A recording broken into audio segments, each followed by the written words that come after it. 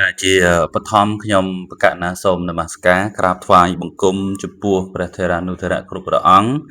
សូមគោរពជំរាបសួរបងប្អូនអ្នកទស្សនាតាមរយៈ Channel របស់ខ្ញុំ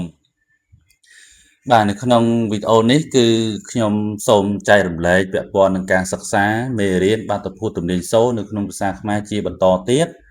ហើយនឹងបន្តទៅសិក្សាចំណុចសំខាន់តាមលំដាប់លំដោយដែលសិក្ខាកាមគ្រប់រូបត្រូវតែស្គាល់ក៏ត្រូវតែសិក្សាជាមួយនឹងខ្ញុំបាទអញ្ចឹងមុននឹងចូលទៅសិក្សាមេរៀនថ្មីបើសិនបើសិក្ខាកាមមាននៅសំណួរក៏ដូចជាចម្ងល់ឬក៏ការចូលរួមអីយ៉ាងណានោះអាចសាកសួរនៅក្នុងវីដេអូនៅក្នុង comment របស់ខ្ញុំបានបាទអញ្ចឹងកុំឲ្យខាតពេលគឺខ្ញុំសូមបន្តទៅអានអត្ថបទមេរៀនហើយនឹងបញ្យល់បងប្អូនអំពីខ្លឹមសារមេរៀនជាប់ទាក់ទងទៅនឹងការចាត់ព្យញ្ជនៈជាក្រុម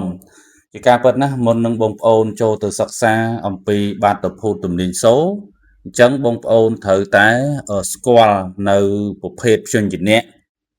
បាទប្រភេទព្យញ្ជនៈការចាត់ព្យញ្ជនៈជាក្រុមសិនទើបការសិក្សាអំពីបាតុភូតទំនាញសូររបស់យើងនោះបានទូលំទូលាយបាទបានទូលំទូលាយហើយយល់បានស៊ីជម្រៅទៅបានសូមអធិស្ឋានអភ័យទោសចំពោះសំឡេងដែលមិនល្អបាទដោយសារខ្ញុំមានបញ្ហាសុខភាពហើយកាយវិការដែលមិនសមរម្យសូមអធិស្ឋាន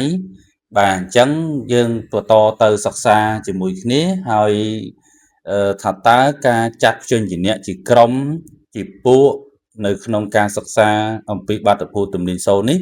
វាពិតជាមានសារៈសំខាន់ឬក៏ផ្ដល់នៅភាពងាយស្រួលឲ្យបងប្អូនសិក្ខាកាមបានយល់អំពីបាតុភូតទំនាញសូរនឹងយ៉ាងណាបាទឥឡូវសូមអញ្ជើញនឹងនិមន្តអញ្ជើញទៅទស្សនាទាំងអស់គ្នាបាទការចាត់ព្យញ្ជនៈជាក្រុមជាជំហានខាងដើមមុននឹងរៀនពីបាតុភូតទំនាញសូរឲ្យបានយល់បានលឿនបាទឲ្យឆាប់យល់បានលឿនត្រូវចេះដឹងពីការបែងចែកព្យញ្ជនៈជាក្រុមឲ្យបានច្បាស់លាស់ជាមុនសិនព្យញ្ជនៈក្នុងភាសាខ្មែរមានចំនួន33តួហើយក្នុងបណ្ដាព្យញ្ជនៈទាំង33តួនោះស្មេនឹងធ្វើការចាត់ជាពួកជាក្រុមក្នុងទីនេះការធ្វើបំណែកចែកនោះគឺគ្រាន់តែជាការកំណត់ដោយសន្មតរបស់ស្មេដើម្បីងាយស្រួលដល់ការសិក្សាពីទំនាញសូរក្នុងភាសាខ្មែរនេះតែប៉ុណ្ណោះហេតុនេះដើម្បីអាចដឹងពីប្រភេទក្រុមនៃព្យញ្ជនៈទាំងនោះបានច្បាស់លាស់ល្អទៅបាននឹងអាចលុបបានចោលមួយព្រោះណាស្មេសូមចាត់ទុកព្យញ្ជនៈ33តួនោះជាពីរក្រុមធំគឺព្យញ្ជនៈក្រុមពួកអមួយក្រុមនិងព្យញ្ជនៈក្រុមពួកអមួយក្រុម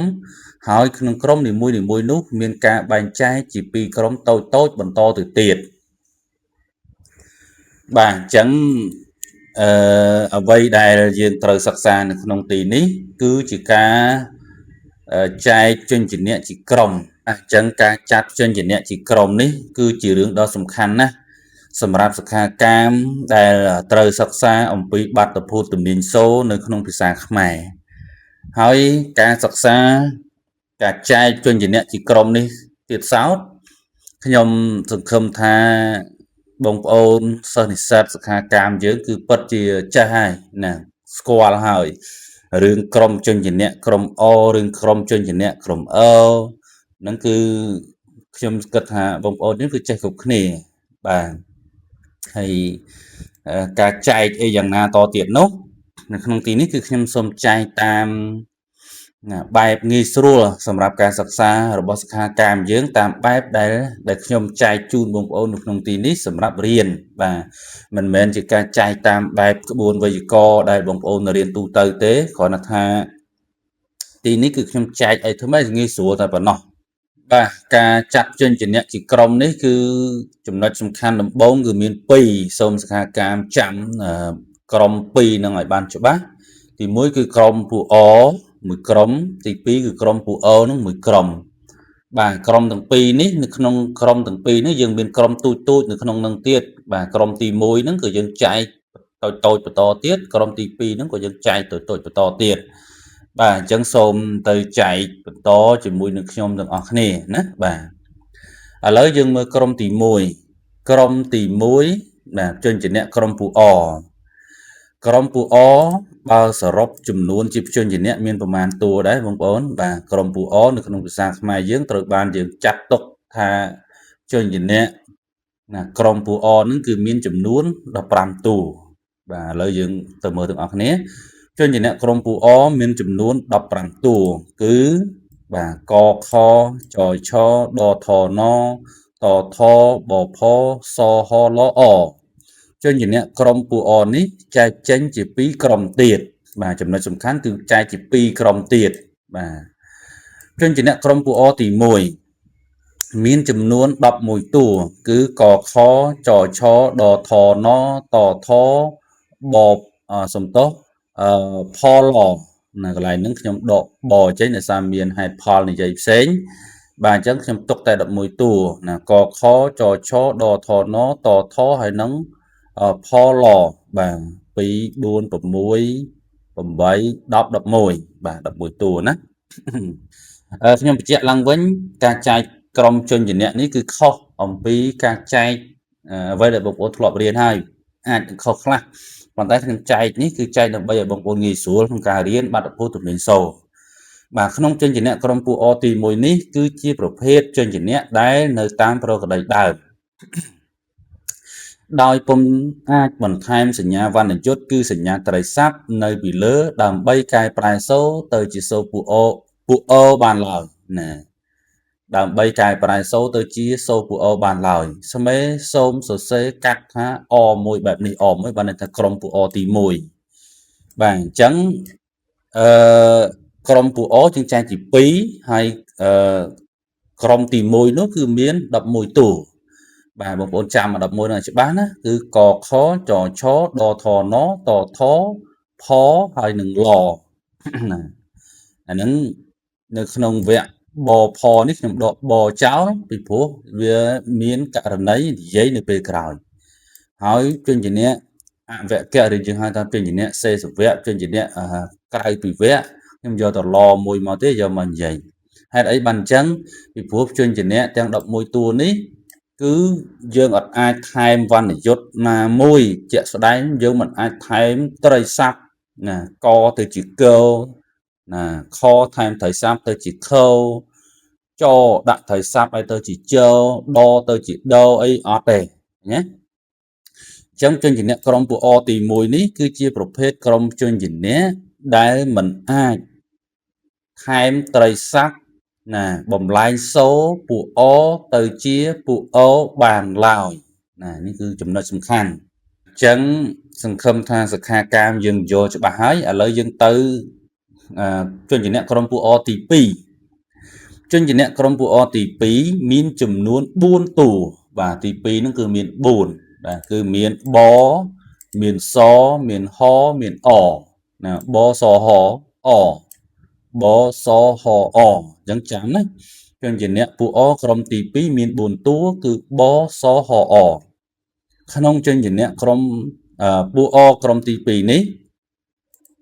សុំម្ដងទៀតក្នុងជនជាអ្នកពូអក្រុមទី2នេះគឺជាប្រភេទជនជាអ្នកដែលអាចបន្ថែមសញ្ញាវណ្ណយុត្តគឺសញ្ញាត្រីស័ព្ទគេហៅថាសកនៅពីលើដើម្បីកែប្រែសូរទៅជាសូរពូអបានដូចជាបត្រីស័ព្ទទៅជាប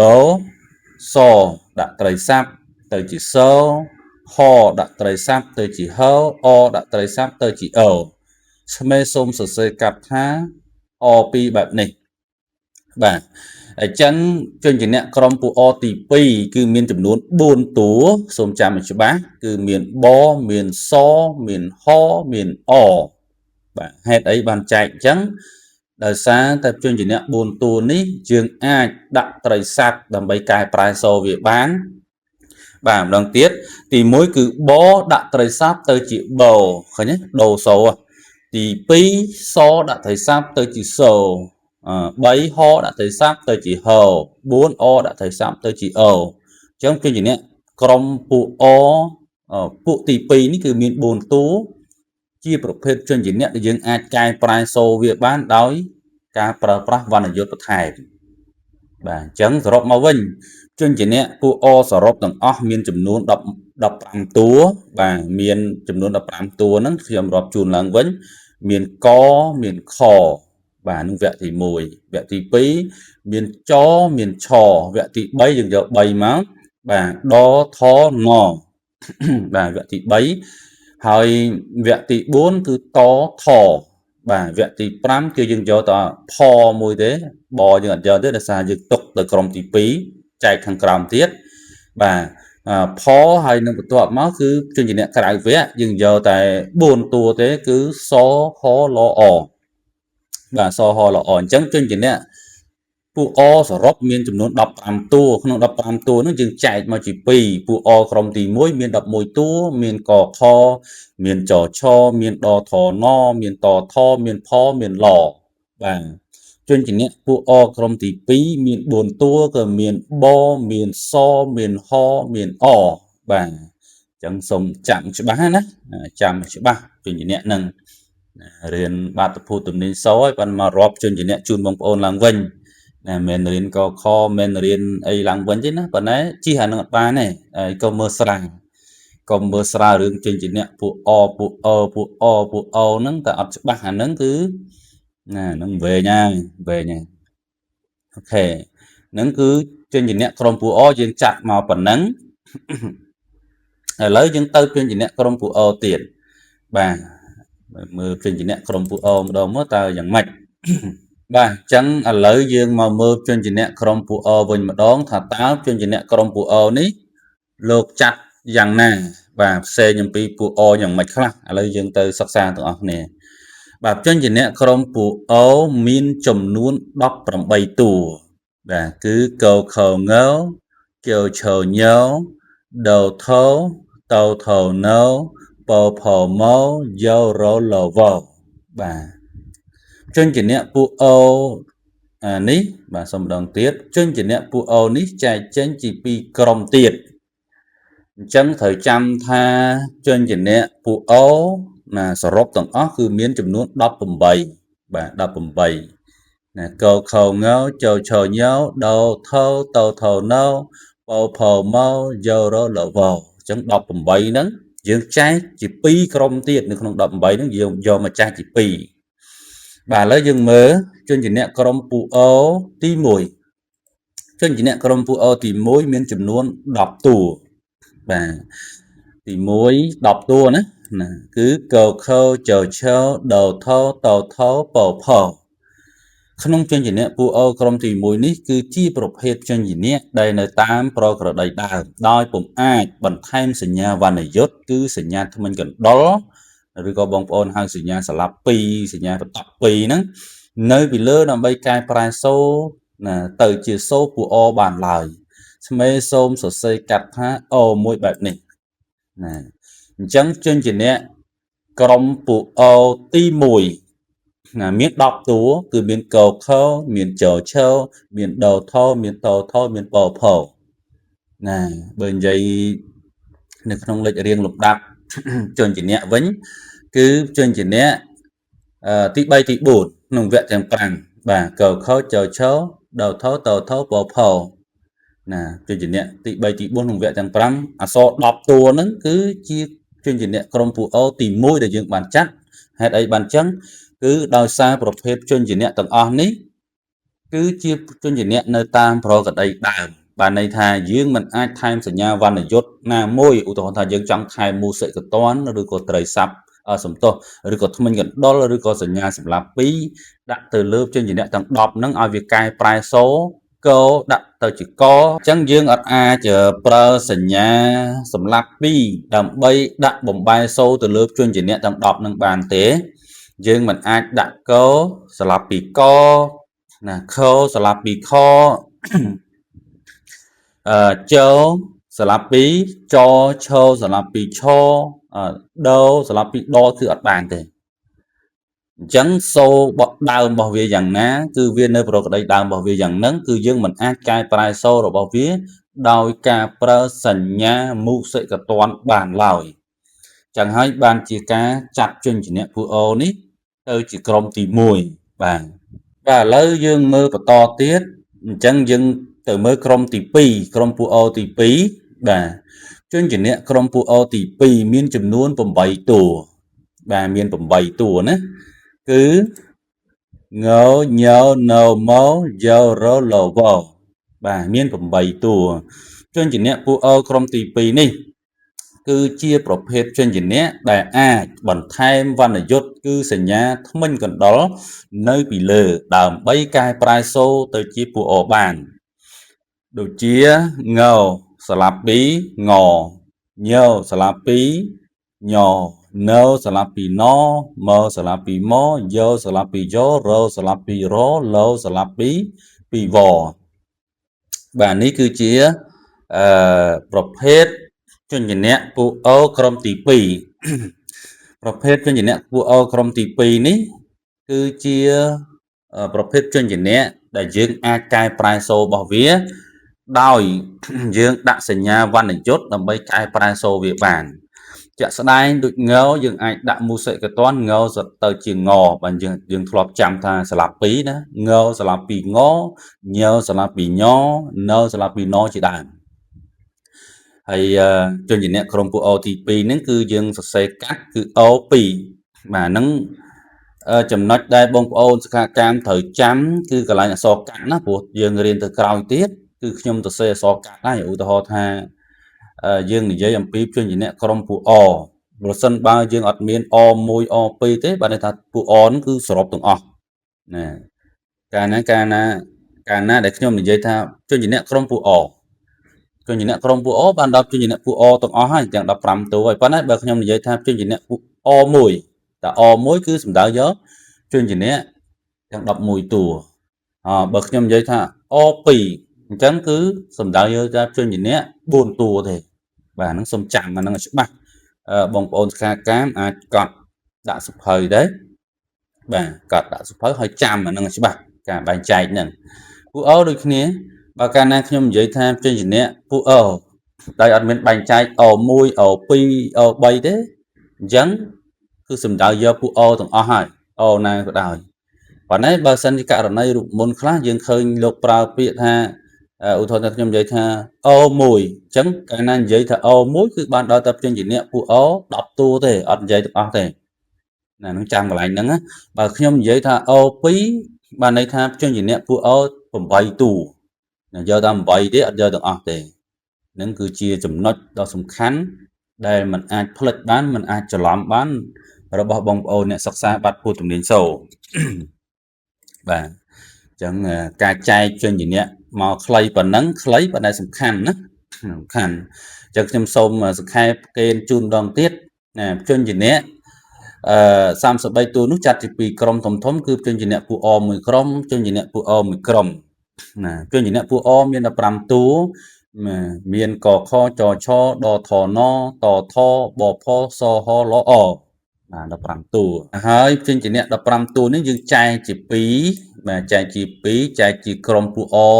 ទី1បាទយើងចែកជាពូអក្រុមទី2បាទពូអក្រុមទី1មាន11តួមានកខចឆដថណតថផនិងលពូអក្រុមទី2គឺបសហអបាទជនជាអ្នកពូអមាន18តួ